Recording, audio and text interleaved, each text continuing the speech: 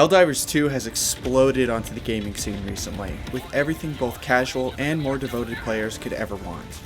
While most modern multiplayer games rely on aggravating, zero-sum player-versus-player combat, and a battle pass system designed to keep people playing for fear that they'll miss out on exciting rewards forever if they take a break, Helldivers 2 offers a relaxed, team-based experience that allows players to come and go as they please. An extremely fine-tuned difficulty system makes the game playable for everyone, regardless of the player's skill, and the in-game equivalent of a battle pass is both entirely purchasable through currency found in the game, as well as permanently available, meaning you can purchase it whenever you want with no FOMO or stress grinding involved. Did I pass the tests? You did. 30-year-old men everywhere are very excited. That is good. But, no matter how fun a game is, no matter how hilariously excellent the lore is, and no matter how well the game functions, everyone eventually moves on to something new. Some other game comes out and takes large parts of the player base away, or people just eventually decide that they want to play something else. Most developers deal with this problem by just re-releasing the exact same game with minor tweaks every year, or by relying on the aforementioned Battle Pass system designed to hold players hostage with increasingly pointless incentives and/or large penalties for taking a break. But Helldivers 2, by the very nature of its game design, has a big ace up its sleeve when it comes to player retention. In Helldivers 2, Super Earth is currently fighting against two factions, the bugs on the right side of the galactic map and the bots on the left.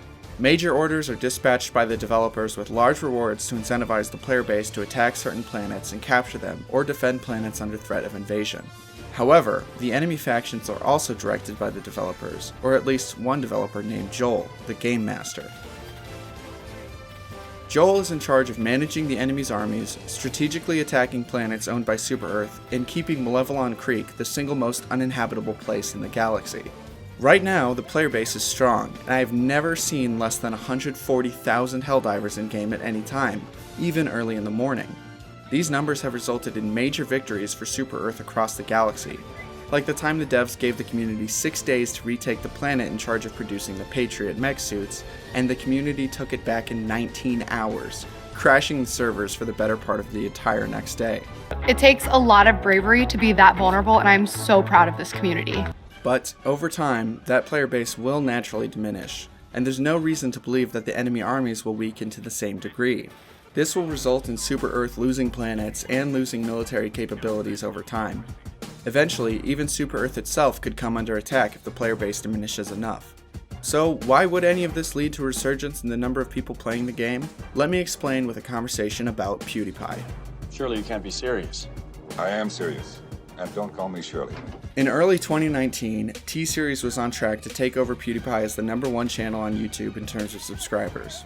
This one, seemingly meaningless event spawned a grassroots campaign to keep PewDiePie as the #1 channel on YouTube that raged on for months. During this time, there was a vast media blitz and an all-out meme war to get everyone to subscribe to PewDiePie. Hashtag subscribe to PewDiePie trended multiple times, and the ongoing subscriber battle was in the forefront of the online consciousness for longer than any other meme I can remember since.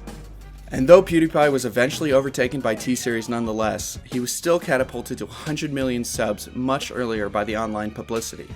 Now, with that example fresh in your mind, I want you to imagine a world a couple years from now where the number of people playing Helldivers has naturally dwindled, and the enemy factions are closing in on Super Earth. Maybe they've even taken Mars or have begun an invasion into Super Earth itself. Could you imagine how immense and widespread the meme campaign to save Super Earth would be? We've already seen the massive amount of memes that were generated from the battle for Malevelon Creek, otherwise referred to as Robot Vietnam. These very memes were the ones that got me and my friends playing the game, and they were made about a single planet on the far edges of the galaxy that was difficult to take. The community response to Super Earth's territory coming under attack would be greater by an order of magnitude, recruiting even more players and calling old vets back into service.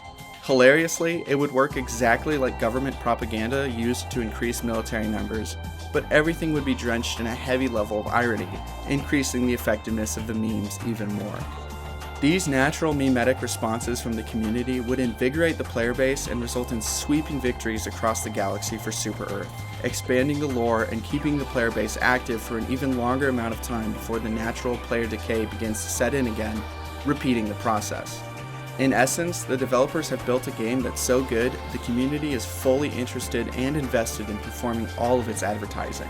And whenever the tide of galactic battle starts to turn, they'll be ready to fire up those meme fryers and send out the call for reinforcements. And that, my friends, is why Helldivers 2 will never die.